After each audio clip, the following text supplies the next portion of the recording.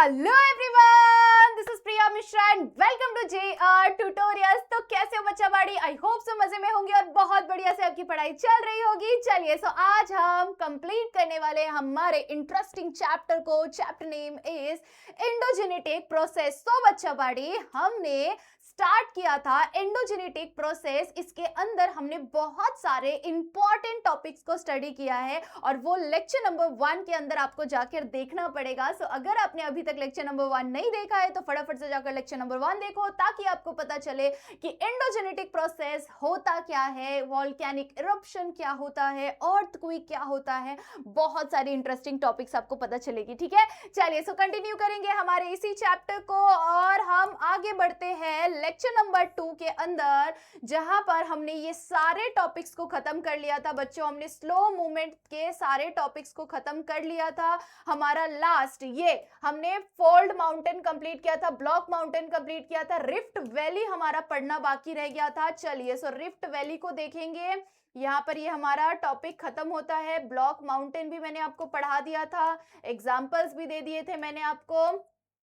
चलिए, so last topic आपका बच गया था किसके अंदर? माउंटेन फॉर्मेशन के वाले टॉपिक के अंदर। ठीक है, सो माउंटेन मूवमेंट जो है, माउंटेन फॉर्मेशन का जो मूवमेंट है उसके अंदर का टॉपिक। ठीक है, ये स्लो मूवमेंट था। ओके, अब इसके बाद हम सडन मूवमेंट की तरफ मूव करेंगे। ओके, चलिए सो ध्यान से सुनना है आपको। एग्जाम्पल, फोटो, पिक्चर सब कुछ यहाँ पर दिख रहा है, बट अगर आपका ध्यान नहीं होगा तो आपको कुछ नहीं समझ में आएगा। ठीक है, सो ध्यान से देखना है। कुछ भी डाउट रहे तो कॉमेंट सेक्शन में आप पूछ सकते हैं। ठीक है, चलिए सो रिफ्ट वैली। अब रिफ्ट वैली होता क्या है? जैसे समझो कि यहां से कंप्रेशन आ रहा है। ठीक है, कंप्रेशन आ रहा है, तो ये जो बीच का जो हिस्सा होता है ना, वो जब नीचे की तरफ धस जाता है। ठीक है, या तो फिर बहुत ज्यादा टेंशन आने की वजह से बीच का जो हिस्सा होता है ना, वो टूट के नीचे चला जाता है। ठीक है, क्रैक जो आ जाता है ना, सो वो क्रैक की वजह से धीरे धीरे उसके अंदर बारिश आएगा तो उसकी वजह से उसमें पानी भर जाएगा। सो इस तरह की रिफ्ट वैली को वो क्रिएट कर देता है। ठीक है, सो ये रिफ्ट वैली का एक एग्जांपल है। ये कौन सा रिफ्ट वैली है? ये नर्मदा है। ठीक है, रिफ्ट वैली ऑफ नर्मदा। ये नर्मदा रिफ्ट वैली आपको दिख रहा होगा, ये इस तरह से क्रिएट होता है। ठीक है, यहाँ का भी फॉल्ट, यहाँ का भी फॉल्ट, इसकी वजह से वो नीचे जो हिस्सा चला जाता है, ये एक रिफ्ट वैली को क्रिएट कर देता है। ठीक है, चलिए समझते हैं रिफ्ट वैली के बारे में। ठीक है, rift valley is a deep valley formed when the land between two parallel fault shrink down. जब दोनों के बीच का ये जो फॉल्ट्स आ रहे हैं दोनों तरफ से, उसकी वजह से बीच का जो पार्ट नीचे चला जाता है, वो रिफ्ट वैली को क्रिएट कर देता है। ठीक है, जहां पर दोनों साइड्स ऊपर होते हैं और वो सी लेवल से नीचे चला जाता है बीच का हिस्सा। सो इसकी वजह से वहां पर पानी जम जाता है। जब भी बारिश आएगा तो और बाकी सारी नदियों से भी वो कनेक्ट होने लग जाता है। ठीक है, क्योंकि वो एक लाइक ब्रेक आ गया है ना, सो इस रीजन की वजह से, तो इसीलिए हम उसे रिफ्ट वैली कहते हैं। ठीक है, फॉर्मेशन कैसे होता है? Tension developed. जब टेंशन डेवलप हो जाता है, टू फॉल्ट आर फॉर्म्ड, दो फॉल्ट्स फॉर्म हो जाते हैं। द मिडल लैंड सबसाइड्स, जो मिडल लैंड जो है वो सबसाइड्स हो जाता है। A long deep valley is formed. ठीक है, और उसकी वजह से लॉन्ग डीप वैली फॉर्म हो जाता है। ठीक है, दोनों साइड्स फॉल्ट क्रिएट हुए, उस फॉल्ट की वजह से, उस टेंशन की वजह से, जो खिंचाव है उसकी वजह से बीच का पार्ट नीचे की तरफ चला जाता है। ठीक है, सो इसकी वजह से ये एक डीप वैली क्रिएट कर देता है। ठीक है, और इसीलिए हम इसे रिफ्ट वैली कहते हैं। ठीक है, समझा? आई होप सो आपको समझ में आ गया होगा। इसके कैरेक्टरिस्टिक के बारे में समझेंगे। कैरेक्टरिस्टिक एकदम ज्यादा डीप होता है, स्टीप स्लोप होता है। स्टीप स्लोप मतलब कि ऐसी खड़ी चढ़ाई होती है। ठीक है, एकदम स्टीप होता है। ठीक है, सो स्टीप होता है इसका स्लोप, और लॉन्ग होता है, बहुत ही लंबा होता है। ठीक है, सो ये इसके कुछ कैरेक्टरिस्टिक थे। ठीक है, सो एग्जाम में अच्छी तरह से समझ के रखना है। हमने माउंटेन बिल्डिंग के अंदर कौन कौन से पॉइंट को समझा? फोल्ड, फॉल्ट और फोल्ड, ब्लॉक और रिफ्ट वैली, इन तीनों को हमने समझा। ठीक है, फोल्ड माउंटेन किस तरह से बनते हैं, ब्लॉक माउंटेन किस तरह से बनते हैं, एंड रिफ्ट वैली कैसे बनते हैं, ये तीनों टॉपिक को हमने पढ़ा है। कौन से टॉपिक के अंदर? हमने माउंटेन बिल्डिंग के अंदर समझा है। बच्चों जल्दी से बोल दिया करो, ऐसे मुंह बना के बस बैठा ना करो, समझे? चलो, एग्जाम्पल ये देख सकते हो आप, एग्जाम्पल नर्मदा वैली, जैसे कि मैंने आपको ऊपर दिखाया हुआ है पिक्चर के अंदर, ठीक है। So Narmada valley, great rift valley और उसके बाद रहीन वैली, ठीक है। सो ये 3 वैलीज के एग्जाम्पल दिए हुए थे, आप गूगल पे सर्च करके देख भी सकते हैं, ठीक है। चलो आगे बढ़ेंगे हम हमारे नेक्स्ट टॉपिक की तरफ। Next topic is continental building, ठीक है। अब ये कॉन्टिनेंट बिल्डिंग किस तरह से होता है, ठीक है। अब कॉन्टिनेंट बिल्डिंग के अंदर हम 2 इंपॉर्टेंट पॉइंट के बारे में पढ़ेंगे, ठीक है। अब जैसे माउंटेन बिल्डिंग था, ठीक है। अब माउंटेन बिल्डिंग के अंदर माउंटेन बिल्डिंग किस तरह से होता है, हॉरिजॉन्टली। किस तरह से हो रहा था, हॉरिजॉन्टली। जो ये चीजें हो रही थी उसकी वजह से उसका इंपैक्ट हमें उस तरह से दिख रहा था, ठीक है। अब इसके अंदर हम कैसे देखने वाले हैं बच्चों,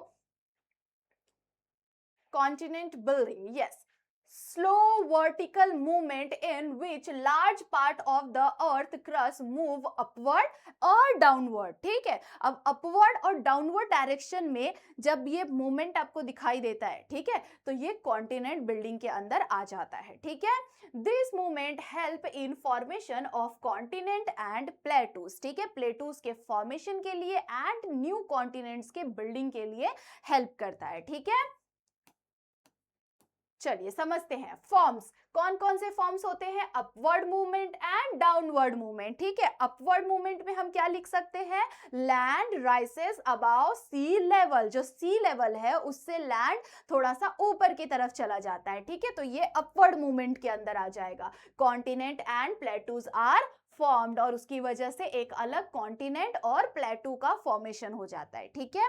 डाउनवर्ड डायरेक्शन में हमें क्या समझना है, डाउनवर्ड मूवमेंट के अंदर लैंड श्रिंक बिलो सी लेवल से नीचे चला जाता है जब लैंड, तो it become a part of sea floor, ठीक है। वो सी फ्लोर का एक पार्ट बन जाता है, ठीक है।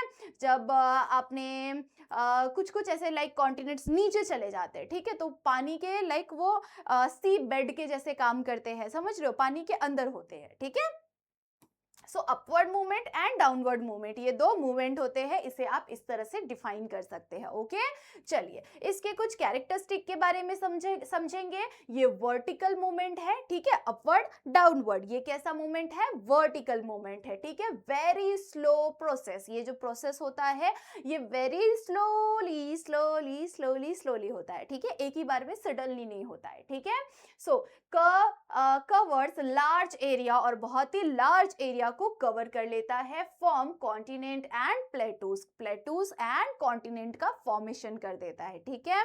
कौन सा मूवमेंट, कौन सा, कॉन्टिनेंट बिल्डिंग, ठीक है। कॉन्टिनेंट बिल्डिंग के अंदर हमने क्या समझा, कॉन्टिनेंट बिल्डिंग एक बहुत ही स्लो प्रोसेस है और इस स्लो प्रोसेस के अंदर हम अपवर्ड और डाउनवर्ड डायरेक्शन में ये वर्टिकल मूवमेंट होते हुए देखते हैं, ठीक है। 2 तरह से होता है, अपवर्ड डाउनवर्ड, ठीक है, 2 तरह से होता है। अब हम स्टडी करने वाले हैं सडन मूवमेंट के बारे में, ओके, कि सडन मूवमेंट होता क्या है। हमने स्लो मूवमेंट पढ़ लिया, अब हम सडन मूवमेंट की तरफ बढ़ेंगे, ठीक है। ये जो कॉन्टिनेंट था बिल्डिंग था और माउंटेन बिल्डिंग था, ये किसके अंदर था, ये स्लो मूवमेंट के अंदर था, ठीक है। स्लो मूवमेंट के अंदर कॉन्टिनेंट बिल्ड हो गया और क्या बिल्ड हुआ, continent building and mountain building, ठीक है। ये दोनों पॉइंट हमने उसके अंदर कवर कर लिया। अब हम सडन मूवमेंट के बारे में स्टडी करेंगे। जब हम सडन मूवमेंट की बात करते हैं तो तुरंत से हमें क्या याद आता है, अर्थक्वेक। अर्थक्वेक हमें स्लोली स्लोली बता बता के आता है क्या, नहीं, जब भी अर्थक्वेक आता है तो बहुत ही सडनली आ जाता है। जब भी वॉल्केनिक इरप्शन होता है तो वो सडनली हो जाता है, हमें पहले से बताया नहीं होता है, नोटिस नहीं देता है वो कि देखो भाई मैं ना कल आने वाला हूँ, ठीक है, तो अपना इंतजाम करके रखना, ऐसा हमें नहीं बताता है ना। चलिए सो समझते हैं सडन मूवमेंट के बारे में, ओके। सडन मूवमेंट के first example, this happen suddenly, yes that I know, that we know, हम सभी को पता है ये सडनली होता है, ठीक है। अर्थक्वेक सबसे पहला एग्जांपल है इसके अंदर, earthquake, and second is volcanic eruption, ठीक है।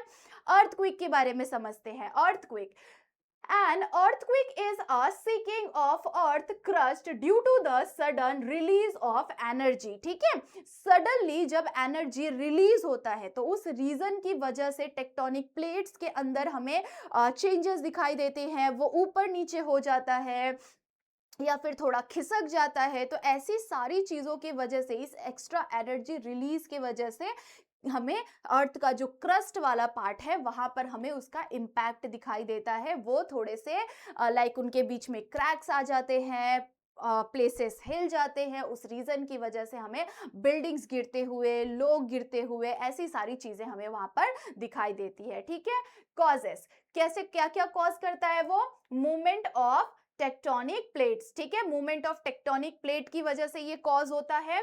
उसके बाद क्या है, कोलिजन ऑफ द प्लेट्स। ठीक है, collision of plates sliding below one another, plates slide हो जाता है एक दूसरे के ऊपर, कोलेजन हो जाता है। या टेक्टोनिक प्लेट्स के अंदर किसी भी तरह का अगर मूवमेंट होगा, अगर वो थोड़ा भी हिलेंगे तो उसका इम्पैक्ट हमें अर्थ के क्रस्ट पर दिखाई देता है एज अ अर्थक्वेक। ठीक है, फॉर्मेशन ऑफ फॉल्ट। ठीक है, थोड़ा सा भी अगर फॉल्ट अंदर आ रहा है तो ओके। सो ये एक्सट्रीम एनर्जी की वजह से, एक्स्ट्रा एनर्जी की वजह से होता है। ठीक है, वॉल्केनिक इरप्शन भी हमें दिखाई देता है। ठीक है, चलिए अब हम समझते हैं फोकस एंड ईपी सेंटर के बारे में। ये जो अर्थक्वेक आता है उसके अंदर फोकस पॉइंट क्या है और ईपी सेंटर क्या है उसके बारे में हम समझेंगे। ठीक है, चलिए देख सकते हैं आप, फोकस को हम हाइपोसेंटर भी कहते हैं। ठीक है, फोकस को हम हाइपोसेंटर भी कहते हैं। अब hypocentre, point inside the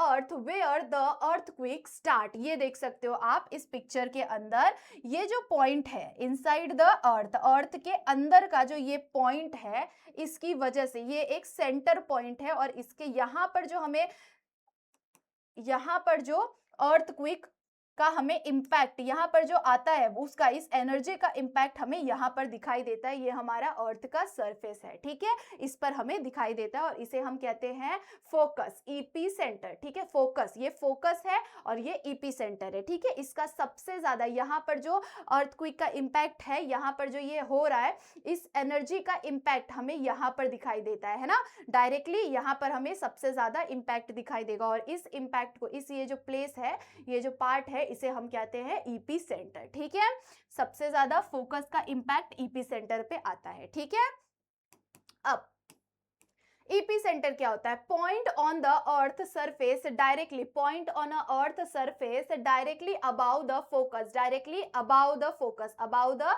focus, maximum damage occur here, सबसे ज्यादा डैमेज यहाँ पर हमें दिखाई देता है। ठीक है, जब भी फोकस में कुछ भी चेंजेस होता है, एक्स्ट्रा एनर्जी रिलीज होती है, यहाँ पर जो भी चीजें होती है, उसका सबसे ज्यादा इम्पैक्ट ईपी सेंटर पर आता है। ठीक है, सो जब भी अर्थक्वेक आता है तो उसका इम्पैक्ट सबसे ज्यादा ईपी सेंटर पर दिखाई देता है। ठीक है, आई होप सो आपको समझ में आ गया होगा। ठीक है, चल आगे बढ़े। अब हम ये बहुत अच्छे से और भी समझना है। ठीक है, अब जब ये अर्थक्वेक आ रहा है, ठीक है, फोकस के ऊपर जब ये चीजें हो रही है, ठीक है, तो अब इस फोकस का इंपैक्ट सबसे ज्यादा ईपी सेंटर पे पड़ेगा। ठीक है, अब ईपी सेंटर पर ही पड़ेगा क्या, नहीं, और भी अलग अलग वेव्स आते हैं। ठीक है, सो उन वेव्स के बारे में हमें समझना है। ठीक है, कौन कौन से वेव्स होते हैं, सेस्मिक वेव्स। ठीक है, सेस्मिक वेव्स में कौन कौन से वेव्स है, पी वेव जिसे हम प्राइमरी वेव भी कहते हैं। ठीक है, पी वेव, एस वेव जिसे हम सेकेंडरी वेव भी कहते हैं, and third is L wave जिसे हम सरफेस कहते हैं। ठीक है, अब यहां पर आप इस पिक्चर के अंदर देख सकते हो बच्चों, इस पिक्चर के अंदर आप देख सकते हो ये हमारा फोकस है। ठीक है, यहां पे से अर्थक्वेक का फॉर्मेशन हो रहा है। ठीक है, अब इसका इंपैक्ट सबसे पहले यहां पर आएगा, डायरेक्टली ऊपर आएगा। ठीक है, अब जब यहां पे आ रहा है तो ये पॉइंट क्या है, हमारा ईपी सेंटर है। ठीक है, अब यहां पे आ रहा है, इसका सीधा इंपैक्ट सिर्फ यहीं पे पड़ेगा क्या, नहीं, यहां से हर तरफ से अलग अलग वेव्स निकलते हैं, ये जो अलग अलग वेव्स निकलते हैं। ठीक है, इसका इंपैक्ट पूरे जगह पे पड़ रहा है। ठीक है, अब इसमें से जो वेव्स निकल रहे हैं तो ये वाले वेव को हम कहते हैं प्राइमरी वेव, ये वाले जो वेव्स निकल रहे हैं इस वाले वेव को हम कहते हैं सेकेंडरी वेव्स। ठीक है, और उसके साथ ये जो पार्ट आपको दिखाई दे रहा है ये है क्या है, हमारा सरफेस वेव। क्या है ये, हमारा सरफेस वेव। सबसे ज्यादा डेंजरस आपको ये जो वेव दिखाई दे रहा है सरफेस वेव, ये जो वेव आता है ये सरफेस पे सबसे ज्यादा इंपैक्ट करता है। समझ रहे हो आप, बहुत ज्यादा हार्मफुल होता है सरफेस वेव की वजह से। हमारा जो अर्थ का सरफेस है उसके ऊपर आपको जो ये जो डैमेजेस दिखाई देते हैं, बिल्डिंग्स गिर जाना, ऐसी सारी चीजें जो दिखाई देती है यहाँ पर, वो इसी वेव्स के वजह से दिखाई देती है ना। सरफेस पर अगर आएगा ही नहीं तो कुछ नहीं होता है ना, हमें कुछ पता भी नहीं चलता, थोड़ा सा इम्पैक्ट हमें, थोड़ा सा बस हमें फील होता वो चीज, है ना। चलो, सो प्राइमरी वेव, ये जो प्राइमरी वेव होता है ये सबसे फास्ट पहुंचता है और ये बहुत कम डेंजरस होता है, बहुत ज्यादा डेंजरस नहीं होता है, ठीक है। सेकेंडरी वेव जो होते हैं ना वो बहुत ज्यादा डेंजरस होता है और ये थोड़ा सा लेट पहुंचता है प्राइमरी वेव से, ठीक है। सो इसके बारे में हम स्टडी करेंगे, ओके। ये रहा आपका प्राइमरी वेव्स एंड सेकेंड, ये इसे हम क्या कहते हैं, सेस्मिक वेव्स कहते हैं, ठीक है। सबसे पहले हम पी वेव के बारे में पढ़ेंगे। P wave is a faster wave, बहुत फास्ट होता है ये। मैंने आपको बहुत ही छोटे छोटे पॉइंट्स दिए हुए हैं ताकि आपको लर्न करने में बहुत इजी हो जाए, ठीक है। आप इसको सेंटेंस में फॉर्म कर दिया करना, ओके। सेंटेंस में लिखोगे तो आपको ज्यादा मार्क्स मिलेंगे, ओके। रीच फर्स्ट, ये सबसे पहले पहुंच जाता है। And travel through solid, liquid and gases, ये सॉलिड, ये सॉलिड, लिक्विड एंड गैसेस, इन सारे मीडियम से होते हुए जाता है, ठीक है। सॉइल, गैस, सारे मीडियम से होते हुए जाता है, ठीक है। लीस्ट डिस्ट्रक्टिव, ये लीस्ट डिस्ट्रक्टिव है, बहुत ज्यादा डेंजरस नहीं होता है, ठीक है। Second is S waves, S wave is a secondary wave, ठीक है। Slower then the P wave, ये पी वेव से थोड़ा सा स्लो होता है, ठीक है। ट्रैवल ओनली थ्रू सॉलिड्स, ठीक है, सॉलिड से ये ओनली ट्रैवल करता है, ठीक है। More destructive than the P wave, P wave से ज्यादा डिस्ट्रक्टिव होता है। कौन सा वाला वेव बच्चों, ये वाला वेव, सेकेंडरी वेव्स। ये जो सेकेंडरी वेव्स आपको निकलते हुए दिखाई दे रहे हैं ना, ये बहुत ज्यादा डेंजरस होते हैं, ठीक है। अर्थ का सरफेस, ठीक है, सरफेस वेव की वजह से ये अर्थ के सरफेस पर हमें सबसे ज्यादा इंपैक्ट दिखाई देता है, ठीक है। Next is L wave, L wave is surface, ठीक है। Travel on a earth surface, ये ट्रैवल करता है ऑन अर्थ सरफेस एंड ये बहुत ही स्लोअर होता है बट मोस्ट डिस्ट्रक्टिव होता है, ठीक है। लेट पहुंचेगा लेकिन बहुत ज्यादा डिस्ट्रक्टिव होता है, ठीक है। याद रहेगा आपको ये इतने पॉइंट, आई होप सो आपको याद रहेगा, ओके। चलिए आप समझेंगे इफेक्ट ऑफ अर्थक्वेक। अर्थक्वेक के कौन कौन से इफेक्ट हो सकते हैं, अर्थक्वेक के इफेक्ट्स आपको इजीली समझ में आ सकता है, आप इसके अंदर लिख सकते हो। बहुत ज्यादा डिस्ट्रक्टिव होता है, उसके अंदर ह्यूमन लॉस होता है एंड मल्टीपल थिंग्स भी लॉस होते हैं, ठीक है। उसके अलावा और क्या क्या चीजें होती है, हमारा अर्थ सरफेस में क्रैक्स आ जाते हैं, है ना। वाटर का जो वाटर सोर्सेस है उसके ऊपर इम्पैक्ट आता है, ठीक है। ह्यूमंस के ऊपर इम्पैक्ट आता है, ठीक है। ये सारे आप इसके अंदर लिख सकते हो, ठीक है। बिल्डिंग्स कोलैप्स हो जाती है, उसके बाद loss of life and property, property loss हो जाएगा, ह्यूमन लॉस होगा, लाइफ का लॉस हो रहा है, ठीक है। रोड्स एंड कम्युनिकेशन बहुत ज्यादा डैमेज हो जाते हैं, ठीक है। जो सरफेस है उसका लेवल डाउन हो जाता है, तो सुनामी इसके जैसे आता है। आपका जो अर्थ का सरफेस है वो थोड़ा सा डाउन हो जाता है, ठीक है।